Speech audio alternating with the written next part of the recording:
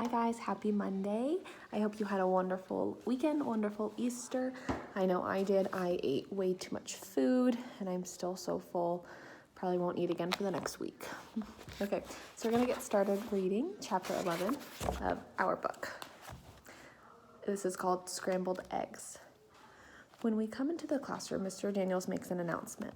Attention, Fantasticos. We have a brand new Fantastico seats. So find yours and settle in.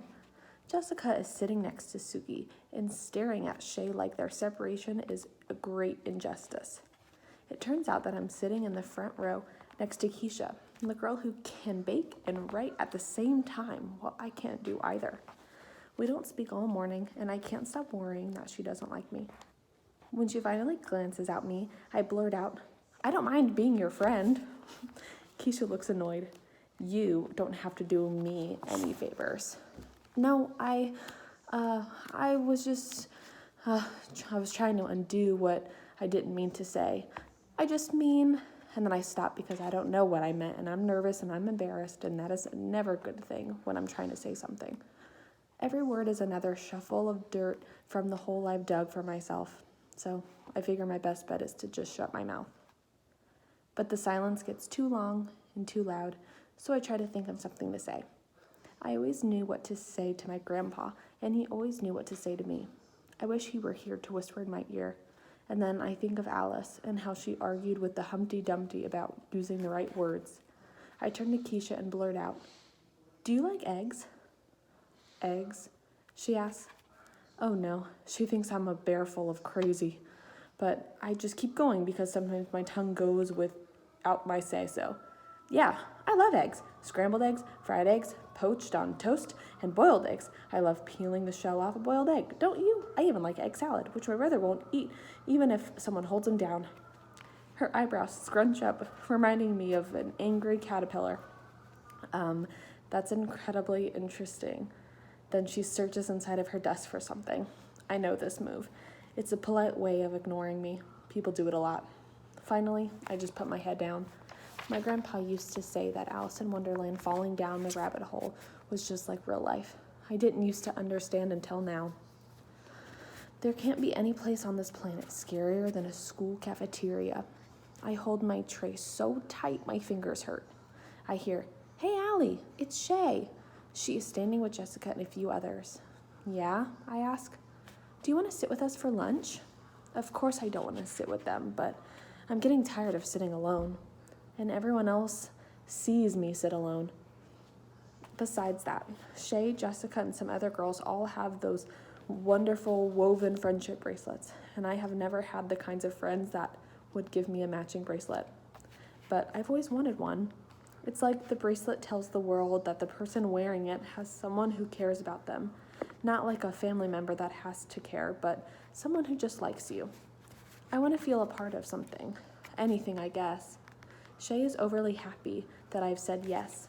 I sit down after glancing at the seat to make sure I won't be sitting in a pool of glue. Shay motions to me to sit next to her. She and Jessica smile that on the outside seems fine, but your gut tells you to be careful of. There are a few other girls. Max is there with one other boy. Jessica points out, Jessica points at Albert and they start laughing. I look over and I don't see anything funny. "Can you believe it?" Shay asks. "How pathetic is that?" "Hey, Albert," she calls. "Is that supposed to be a fashion statement?" I still don't get it. He's wearing his usual flit shirt and jeans. Why are they so worked up now? Then it hits me. Shay hits me on the side of the arm and points down at his feet. The backs of his sneakers have been cut out. Shay calls him over and he comes.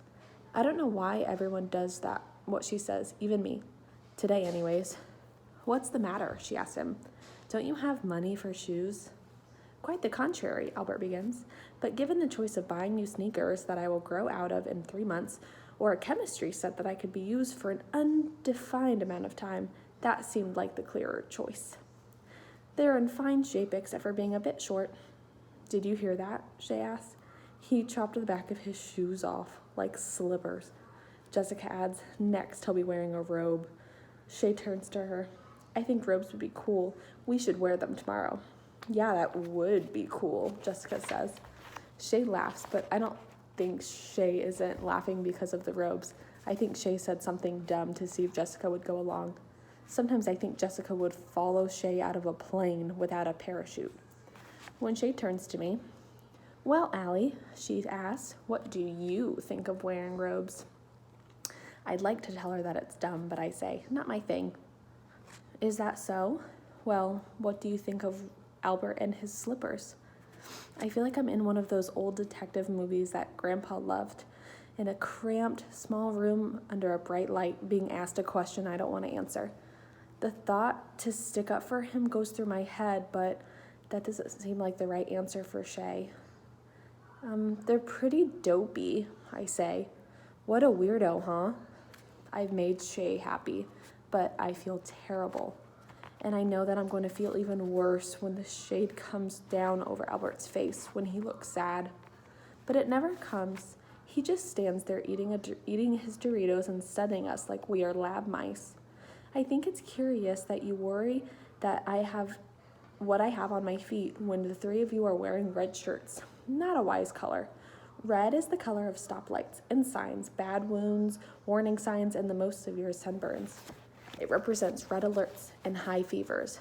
Red numbers show a loss in accounting. Red represents danger. I think of all the red marks that cover my papers from teachers. How I hate to get them back. Jessica laughs loudest. "What a weirdo, Albert." "Furthermore," he says, "any crew member of Star Trek's Starship Enterprise who wears a red shirt never appears in any other episode. Frankly, I think you've made poor choices." They all burst out into laughter. "Albert," Max says, "it's only a TV show, dude. It's not a very good one either." Albert's arm stops dead on the way to his mouth with another Dorito. "Not a very good one?" "Albert," Shay says, leaning forward a bit, "you go right ahead and ignore what you look like, but it's the rest of us who suffer. We have to look at you." "Actually," he says, "I don't take my appearance lightly. I take you lightly." And with that, he turns and he is gone before she can pull out some other mean thing to say. And I wish I was more like Albert. Seeing him shuffle away in those sneakers makes me want to be better. I'm not perfect, but at least I'm not mean. And then my heart sinks because I realize that I just was. I guess I did it because I was lonely. Now I know there are worse things than being lonely. Aw, Allie betrayed Albert. All right, I'll see you guys tomorrow to see what happens. Hopefully they can resolve this issue. Bye, guys.